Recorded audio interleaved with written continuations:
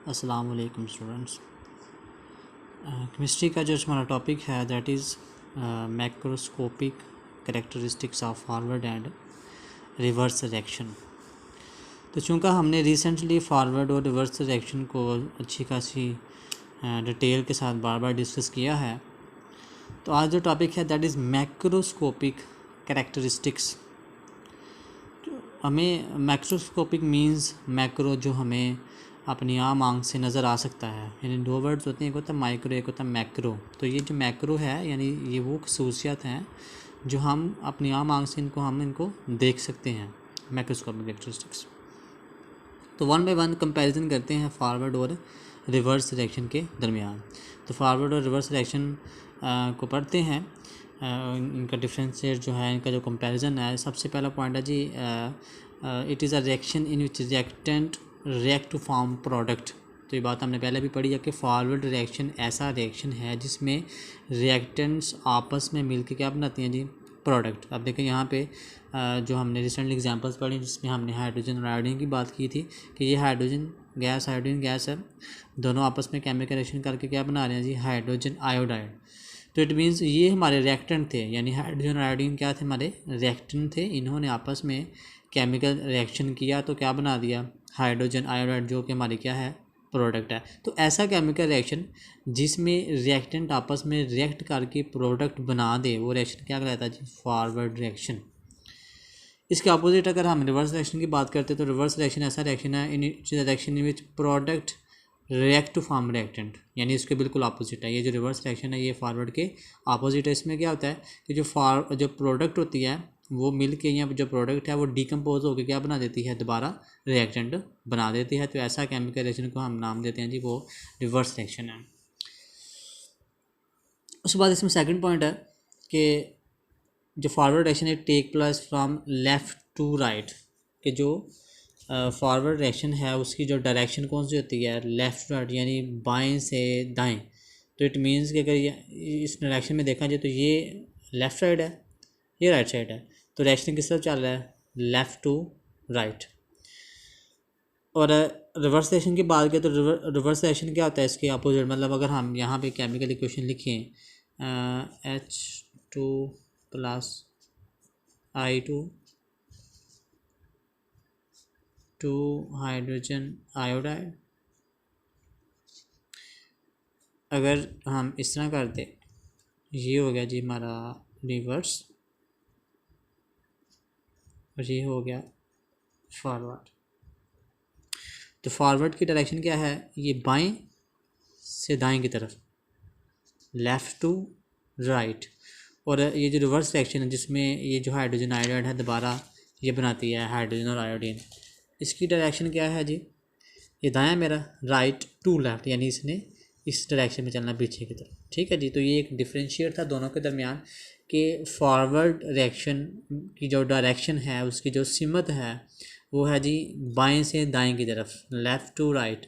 और जो reverse reaction होता है जिसमें प्रोडक्ट रिएक्शन बनाती है उसकी डायरेक्शन होती है जी राइट टू लेफ़्ट, यानी दाएं से बाएं की तरफ।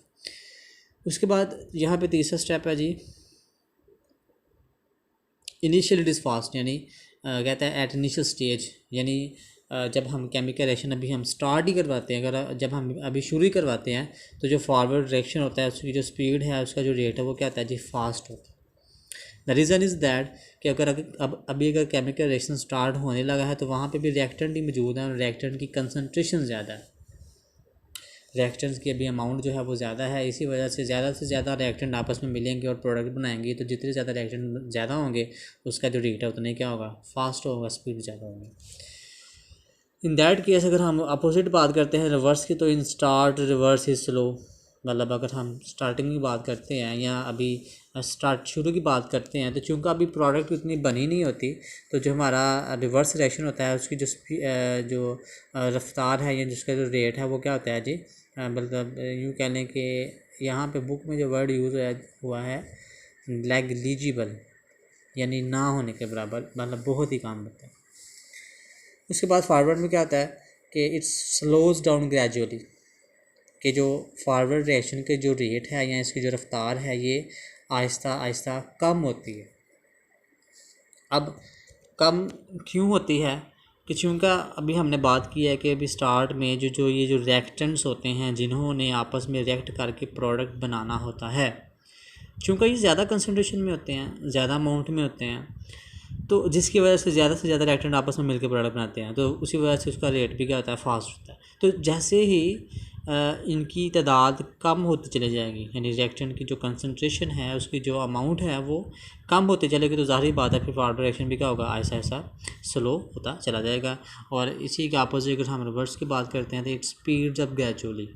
इट मीन्स कि जैसे ही प्रोडक्ट ज़्यादा बनेंगे फिर प्रोडक्ट भी क्या होगी, दोबारा डिकम्पोज हो गए, रिएक्टेंट बनाना शुरू कर देंगे, तो ये जो रिवर्स रिएक्शन है ये क्या होगा, आहिस्ता से तेज़ होना शुरू हो जाएगा।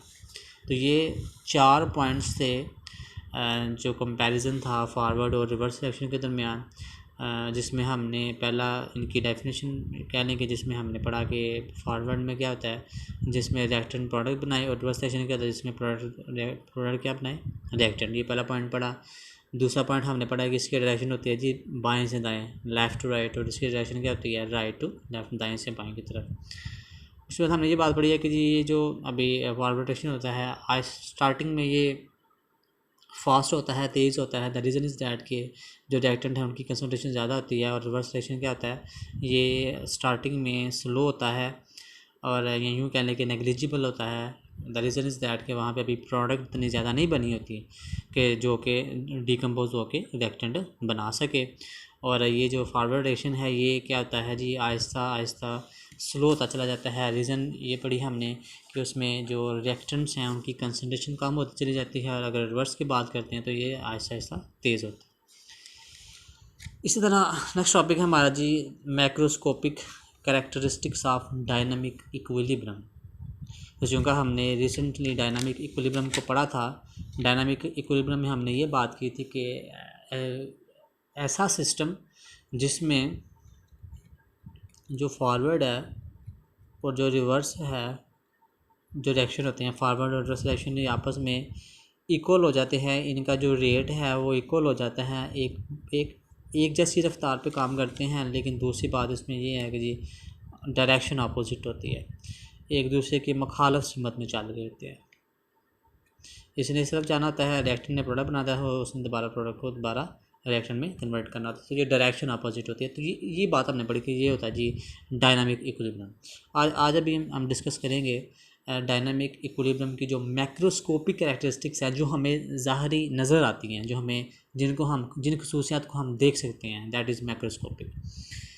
तो पहला पॉइंट है जी क्लोज सिस्टम। मैंने एक छोटा सा की पॉइंट लिखा है, इसमें बुक पे जो बात स्टेटमेंट लिखी हुई है कि an equilibrium is achievable only in a close system in which substances can neither leave और नॉर एंटर।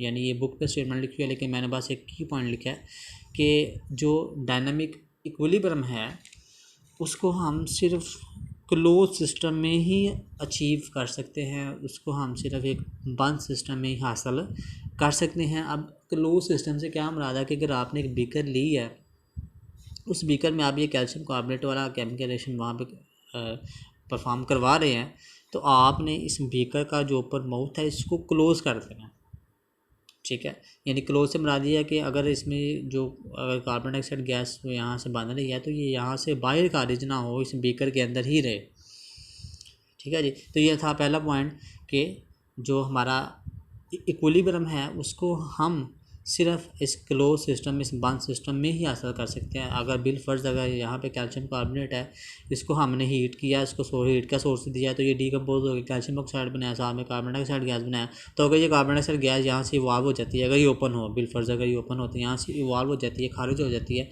तो फिर तो हम इक्विलिब्रियम अचीव नहीं कर सकते, ठीक है। मतलब द रीज़न इज़ दैट कि इक्विलिब्रियम हासिल करने के लिए हमें ये प्रोडक्ट भी चाहिए, ताकि ये प्रोडक्ट दोबारा ये रिएक्शन बना सके, तो ही फिर इक्विलिब्रियम अचीव होगा ना, ठीक है जी। तो ये पहला पॉइंट था कि अगर आप इक्विलिब्रियम हासिल करना चाहते हैं तो आपने जो केमिकल रिएक्शन करवाना है एक बंद सिस्टम में हो, आपके जो रिएक्टेंट प्रोडक्ट हैं वो उसी के अंदर मौजूद रहें। The second point is at equilibrium state reaction does not stop. कहता है जब हमारा केमिकल रिएक्शन इक्विलिब्रियम की हालत में पहुंच जाता है, और वो इक्विलिब्रियम की हालत कौन सी होती है, जब फॉरवर्ड और रिवर्स आपस में बराबर होते हैं, ये थी इक्विलिब्रियम कंडीशन। जब हमारा रिएक्शन इक्विलिब्रियम स्टेट में पहुंच जाता है तो कहता है वहाँ पर जाके रिएक्शन रुकता नहीं है, डज नॉट स्टॉप। हमारा जो केमिकल रिएक्शन है वो रुकता नहीं है, लेकिन क्या होता है, वही बात आ जाती है कि फारवर्ड रिवर्स क्या होते हैं, आपस में बराबर होते हैं, लेकिन इनकी जो डायरेक्शन है वो क्या आती है जी, अपोजिट होती है, एक दूसरे के मुखालिफ होती है। That is our second point. Third point is at equilibrium state the concentration remain the same. कहता है जब आपका केमिकल रिएक्शन इक्विलिब्रियम की हालत को पहुंच चुका होता है तो उसमें जो केमिकल्स मौजूद होते हैं, अगर बिलफर्ज हम इसी की बात कर लेते हैं तो इसमें कैल्शियम कार्बोनेट है, कैल्शियम ऑक्साइड है, कार्बन डाइऑक्साइड है। कहता है इन सब की जो अमाउंट है, जो इनकी कंसंट्रेशन है रिएक्टेंट और प्रोडक्ट की, वो चेंज नहीं होती, बदलती नहीं है। कहता है इवन के जो हमारे पास तिब्बी खसूसियत हैं, जैसा कि उसमें कलर है, उसका रंग है, उसकी जो डेंसिटी वगैरह है, कहता है वो भी क्या होती है, इक्विलिब्रियम पे जाके एक जैसी रहती है, सेम रहती है। Next point is point number 4 के जो हमारा इक्विलिब्रियम है उसको हम अटेनेबल फ्रॉम बोथ साइड, आप जिस मर्जी डायरेक्शन से इसको हासिल कर सकते हैं। बेशक आप फॉरवर्ड से रिवर्स की तरफ उसको शुरू कर लें, मतलब इन शॉर्ट कि बेशक आपके पास रिएक्टेंट्स हैं तो आप उससे बना लें जी अपना प्रोडक्ट, तो कहते हैं प्रोडक्ट से रिएक्टेंट, मतलब डायरेक्शन जिस मर्ज़ी से आप इसको अचीव कर सकते हैं। हो वो रिवर्सिबल रिएक्शन, उससे कंडीशन दिया कि हो वो रिवर्सिबल रिएक्शन, तो फिर आप उसको चाहे रिएक्टेंट से स्टार्ट करवाएं चाहे प्रोडक्ट से स्टार्ट करवाएं, आप उसको अचीव कर सकते हैं। Last point is an equilibrium state can be disturbed. ये पॉइंट को ज़रा समझना है कि अब देखिए बीकर है, इसको हमने बंद किया हुआ है, हमारा केमिकल रिएक्शन स्टार्ट कराया था, केमिकल रिएक्शन इक्विलिब्रियम में पहुंच चुका था, ठीक है जी।